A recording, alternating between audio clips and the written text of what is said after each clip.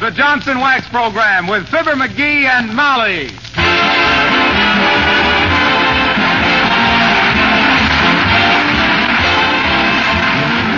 The makers of Johnson's Wax and Johnson's Self-Polishing Glow Coats present Marion and Jim Jordan as Fibber, McGee, and Molly with Bill Thompson, the King's Men, and Billy Mills Orchestra. The show opens with Don't Hold Everything.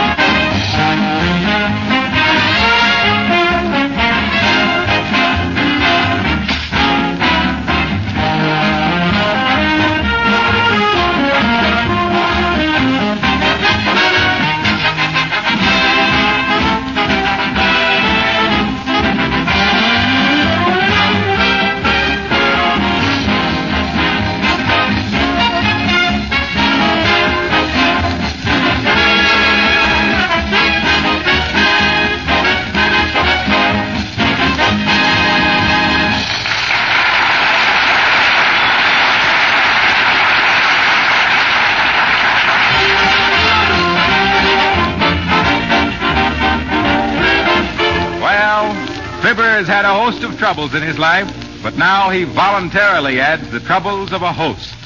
He's giving a spaghetti dinner for a few male friends tonight, which he's going to prepare himself.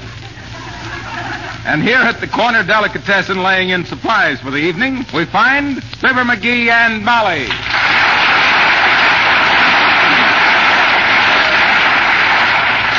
Have you got everything, dearie? Well, now, let me see. I got tomatoes, sugar, chocolate bars, vinegar, ginger snaps, celery and olives, cheese, 2 pounds of garlic.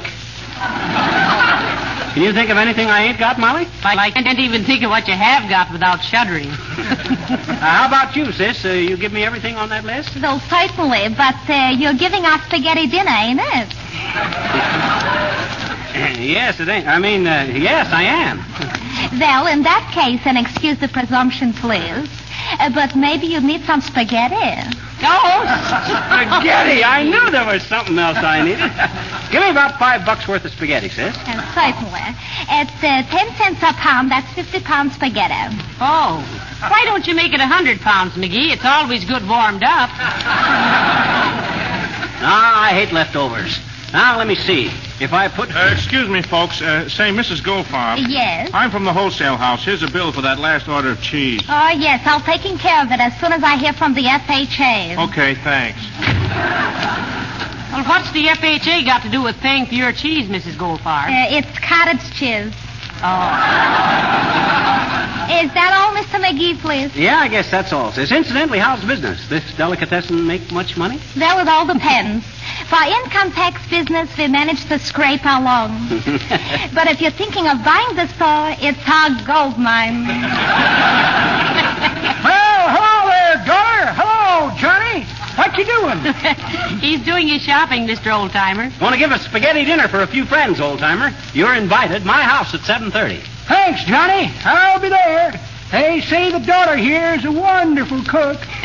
Oh, but McGee's cooking this dinner himself, Mr. Oldtimer. Yeah. Hey? Oh, well, say, come to think of it, daughter, I got a previous engagement. I'm sorry, Johnny.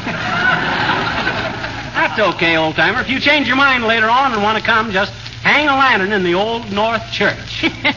Sure. One if by land and two if bicarbonated. That's pretty good, daughter. But that ain't the way I heard it. The way I heard it, one feller says to t'other feller, says, ever hear this Fibber, McGee, and Molly on the radio? Oh. Lots of meat in their programs, ain't there? Must be, says t'other feller. I sure get fed up quick. Oh. Well, I'm sorry I can't to your dinner tonight, Johnny. But see, daughter, what you doing while young Johnny here gives his party?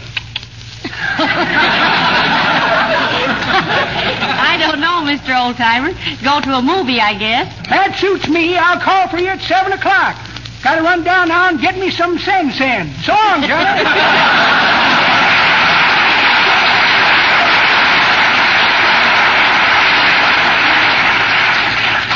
Sen. Oh, well, I'm glad he ain't coming anyway. As the laundress says when she disconnected the flat iron at 5 o'clock, I'm afraid I ain't got any time for wet blankets. Excuse me, was there anything else you wanted, please? Well, I guess not, sis. I can get along with what I got here. Boy, I can hardly wait to get started. Are you having any cooking experience? Much? Have I? Why, sis, I've been cooking since I was knee-high to the oven door. Well, somebody ought to stick a fork in you. You're about done. Why, even when I was a little kid in grade school, the children would point me out and whisper, his father was a chef on an ocean liner. My, fancy that. Son of a sea cook McGee, I was known as in them days. Oh, dear. Son of a sea cook McGee, killer diller of the cold cuts, king of the caviar cutlers, and cutest kid that ever cooked a kettle of kippers for country club, campfire, cafeteria, or clam bake. Cautious and crafty at concealing the calories in coconut cake for curve-conscious cuties kittenishly crowded in cozy cafes, and the canniest coot that ever combed the countryside for corn on the cob that couldn't conceivably be commanded by the commoner kinds of cat customers, crowned by the Cook's Convention in Kickapoo, Kansas as the classiest Cupid that ever cut a cantaloupe, covered with compliments, cups, and confetti, but say something, boys, I gotta cook this spaghetti.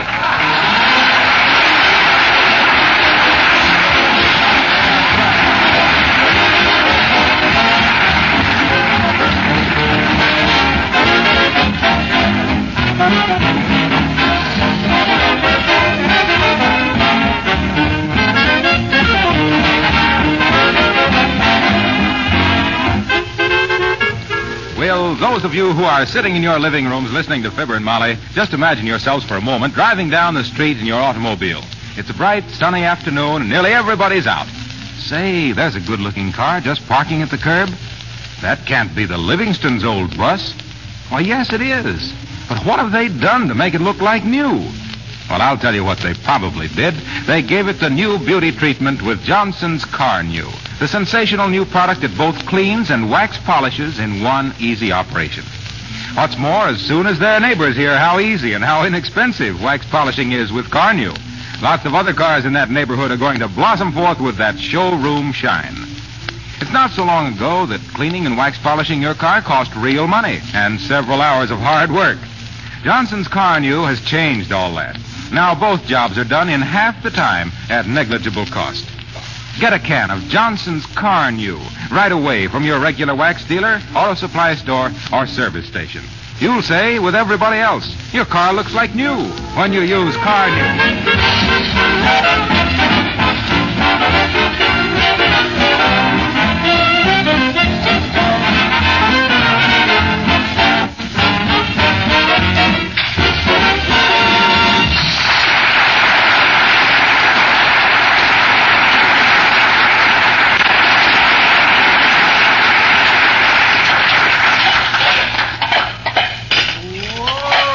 Can she bake a cherry pie, Billy boy, Billy boy? Can she bake a cherry pie, charming Billy? McGee. Huh? What's the wash boiler doing in the kitchen? Well, that's what I'm going to make the spaghetti in, Molly. What? Want to have plenty for everybody. You know how Wilcox eats. But I happen to know that Mr. Wilcox is on a diet, dearie. Oh, stomach gone back on him? No, it's gone front on him. What are these golf balls doing here? Oh, I'm using them as models for the meatballs. Only thing that puzzles me is how to get the dimples in them. Give each one of them a little... Oh, hello? Oh, hello, Nick. Huh? No, I ain't. I'm giving this dinner, and it's going to be strictly stag. No women allowed. Nick DePopoulos. Did he want to bring somebody with him? Yeah. Wanted to know if I was going to have Charlotte Roos. And I told him that... No.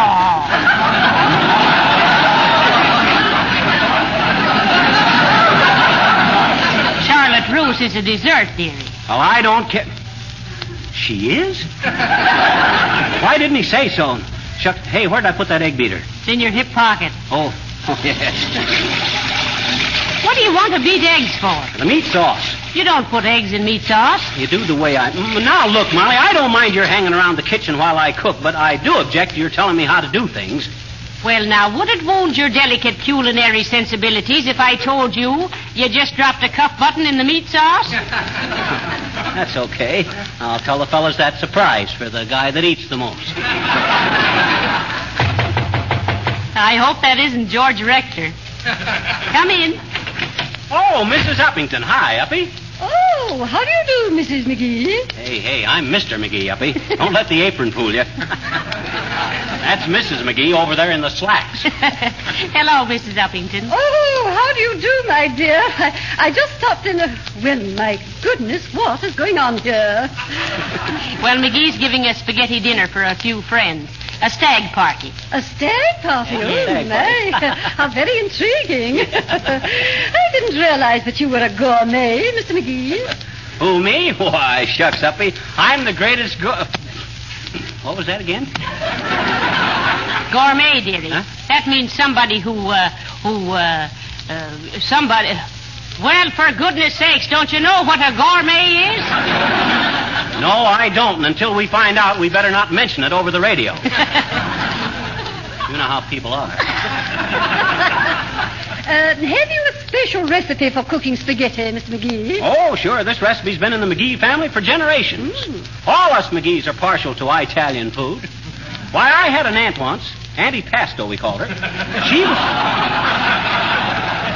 Hey, Molly, toss me another egg, will you? Here, McGee. Oh, I missed it. Try again. Oh, my goodness, Miss McGee. That egg splattered all over me.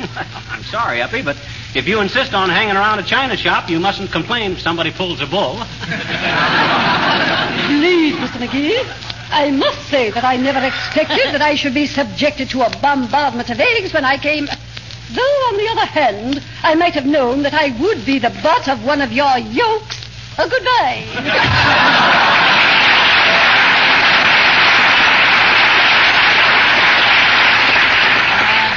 The butt of one of your yolks. Now she is being a silly girl. Just the same, McGee, why must you always be hurting her feelings? Oh, I can't help it, Molly. As the puppy said when the lady hung a wire brush on the Christmas tree, she's got a gift for rubbing me the wrong way. Oh, well, what do I say? Can she bake a cherry pie? Listen, McGee. Huh? You hear that? Who's that, Shep Fields? I didn't invite him. I wonder why No, that's the water in the wash boiler, dearie. It's boiling. Oh. Here, I'll turn it down. Okay. One side there now, Molly, while I toss in the spaghetti.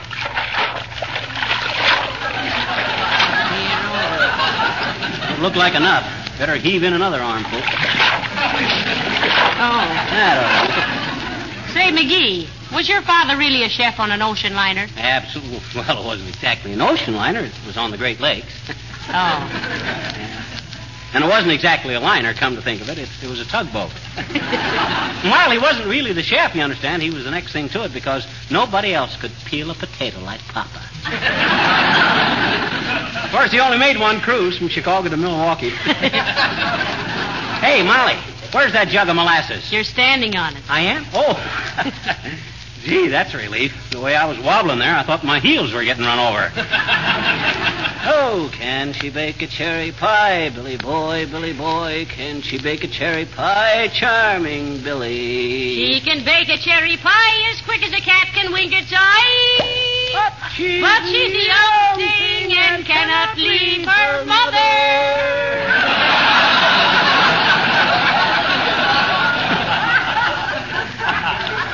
Mother's getting up in the world. McGee, what on earth are you doing with that molasses? Now, don't get your finger waving a fret, Molly. I know what I'm doing.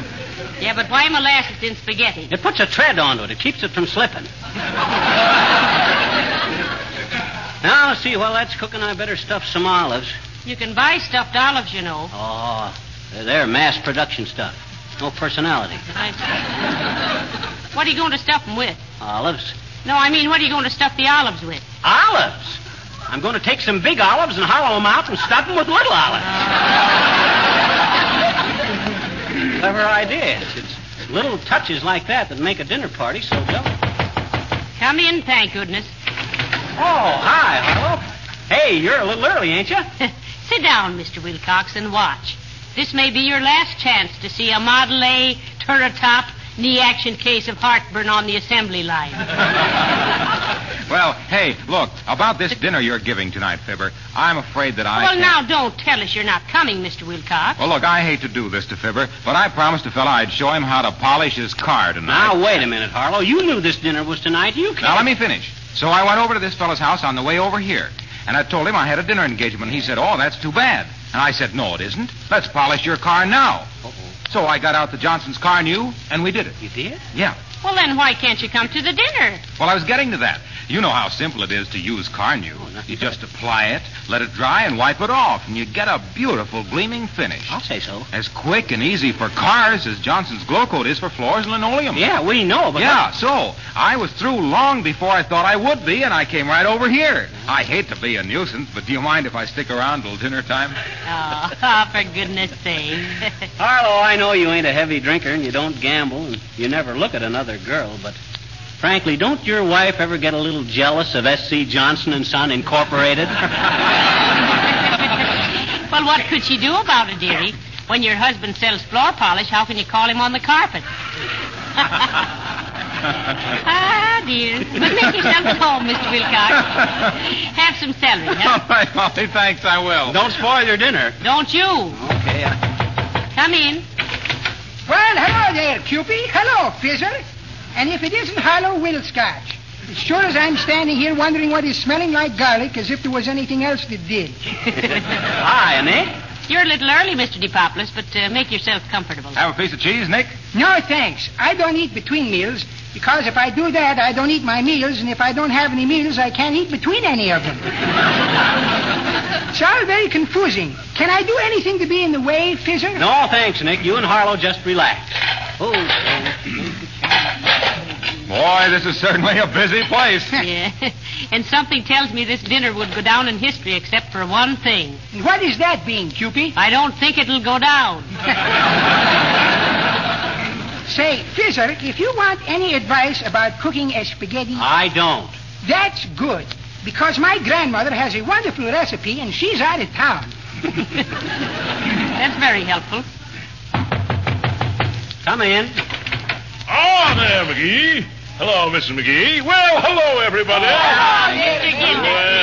Well. Something smells awfully good in here. Oh, it's me. I just came from the barber shop. Now, make yourself at home, Gildersleeve. Or make yourself useful. Well, what can I do, McGee? Look in that cupboard there and see if we got any Jell-O. I can't reach. Hey, Harlow, have we got any Jell-O? I don't know. Hey, Nick, we got any Jell-O? That's me. Hey, Cupid, we got any Jell-O? I don't know. Hey, McGee! Oh, for goodness sakes, never mind. And don't forget what show you're on. Sing, Dennis. Or sing, King's Men.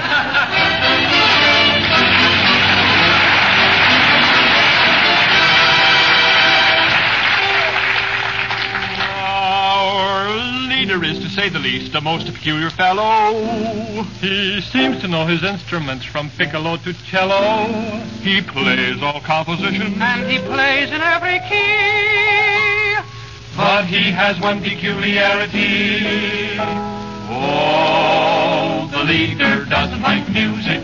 Ta-da-da, ta-da-da, ta-da-da-da. For the maestro, he's in the like of the music. Ta-da-da, ta-da-da-da-da. For when he was a boy, he never could enjoy the fun that the other fellows had. His father, who was very stern, said it's music you must learn, and that's what really made him mad. Oh, the leader doesn't like music. Ta-ra-ra-ra-ra, ta-ra-ra-ra-ra. So the people on the floor, rat-a-too-dat-at, may be clamoring for more, rat-a-too-dat-at. With his baton in his hand, he will have you understand that the leader doesn't like music, and the leader doesn't like the band. Oh, the leader doesn't like opera. Figaro! Figaro! Figaro! Bravo, moltissimo, Figaro song! No, if you must, then give us Martha. Figaro! Carmen! Figaro! All we ask is Tosca. No,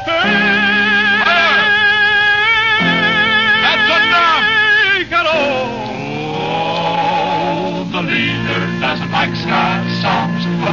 A blick, a boom, nick, nick. Oh, the leader doesn't like jazz, jazz. A zazz, ooh, zazz, a razzum, a tazz. A rooty toot toot and a ricky kick. He hates the Bach toccata, and he hates a Brahms sonata, and the symphony by Haydn makes him swear. He despises Paganini or an opera by Rossini, and a Strauss waltz makes him tear his hair. Oh, the leader hates all kinds of music. Boop, boop. Ta-da-da, ta-da-da, ta-da-da.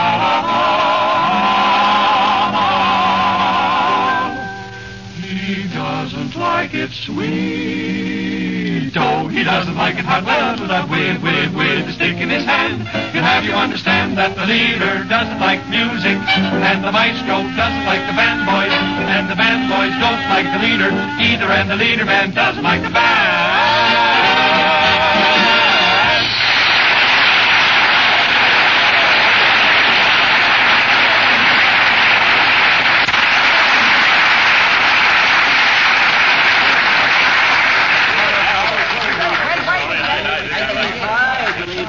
Hey, Molly.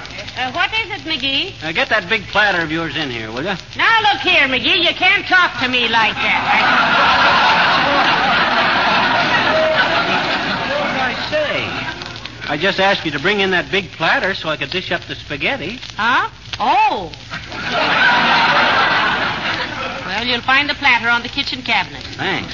Hey, fellas, go sit down at the table. You're about to eat the best spaghetti you ever flung a fang into. Oh, that's fine. Hey, and you, Gildersleeve, lay off of them olives. You're a hard man, McGee.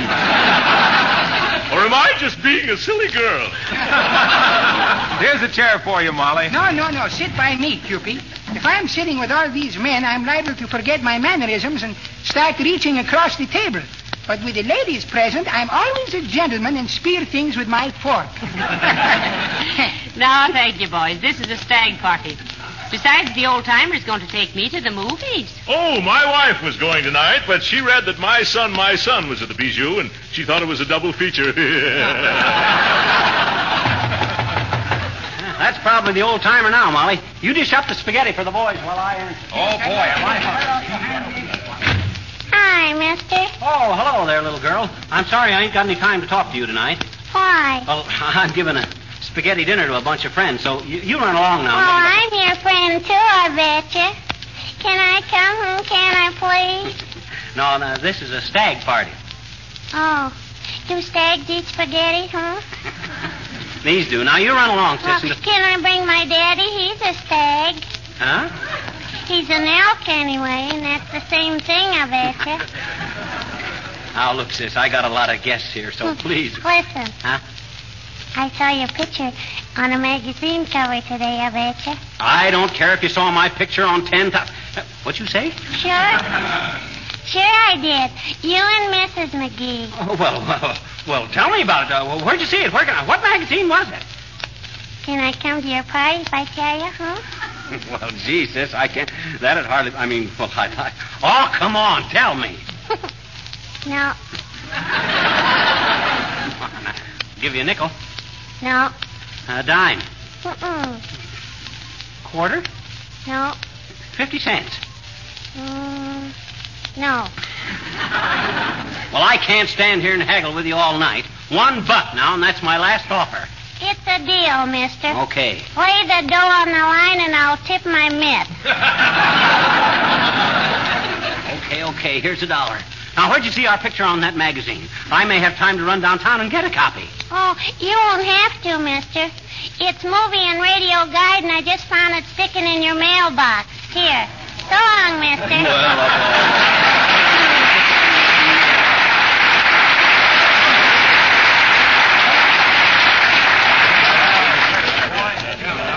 That wasn't the old-timer, Molly. That was a little girl from across the street. Oh, all right, McGee. Now sit down and eat. I've served everybody. Much obliged. Well, pitch in, fellas. There's plenty more where this come from.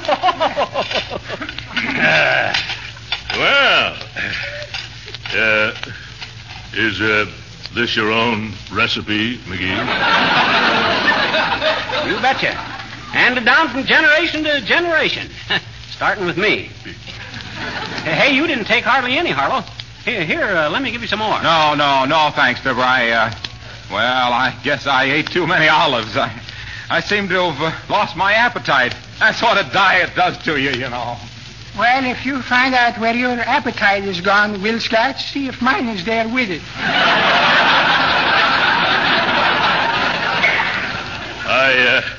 I guess we got here a little too early and did too much sampling in the kitchen, McGee.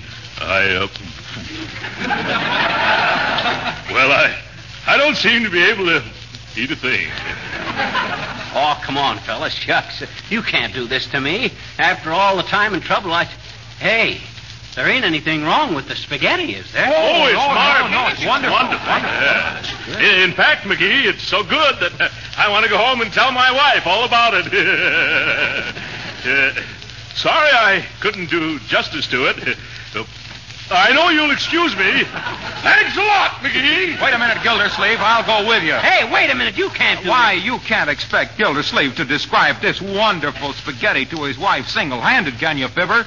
No, sir. Come on, Throckmorton. We'll tell her all about it. Yeah. But boys, now wait. I hope you'll excuse me, too, Fizzer and Cupie. I just happened to think of remembering that I never eat spaghetti during Lent.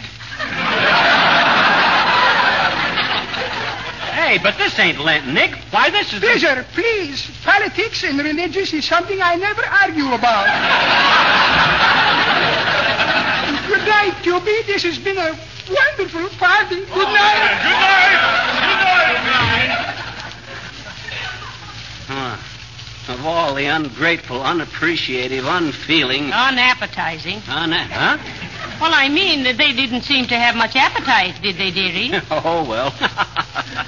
Now, that's all the more for me and you, Molly. Well, come on. Let's have at it. We'll show them guys. Hey, what's the matter? Well, I don't know, McGee. I guess it's just the excitement and all. But I don't seem to be able to eat a thing. I don't. You ain't hardly touched the spaghetti.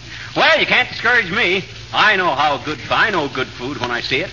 Well, here goes.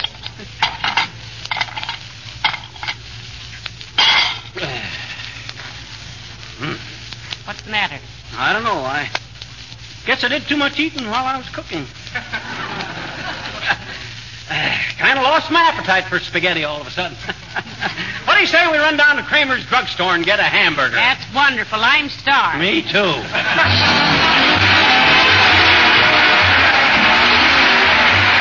Fibber and Molly will be back in just a moment. Has it ever occurred to you that when you're in the kitchen, most of the time you're on your feet? That's one of the reasons why the kitchen floor is often a problem floor. It gets more than average wear. And besides, you just can't help spilling things now and then. Millions of women have discovered the easy way to solve the problem of their kitchen floors with Johnson's self-polishing Glow Coat. When you apply Glow Coat to a linoleum floor, you do two things. Number one, you protect the surface of the linoleum, keep its colors bright and fresh, and make it wear indefinitely. Number two, you save work, because it's so easy to keep a glow-coated floor clean and spotless. Spilled things are quickly wiped up with a damp cloth. And, of course, there's no rubbing or buffing with Glow Coat. Nothing could be easier than using this famous floor polish. You simply put it on your floor, and in 20 minutes the floor has gleaming, sparkling beauty. That's why Glow Coat is called self-polishing. It actually does the work itself. You can use Glow Coat on your painted and varnished wood floors, too. Get some from your dealer tomorrow.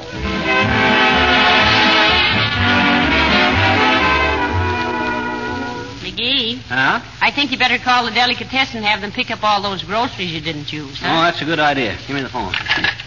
Hello, operator. Give me the gold-fired delicatessen. Oh, is that you, Mert? Oh. How's every little thing, Mert? It is, eh? What's that, Mert?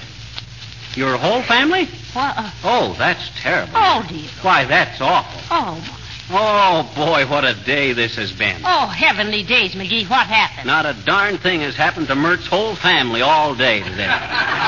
Ain't that awful? Okay, Mert. Good night. Good night, all.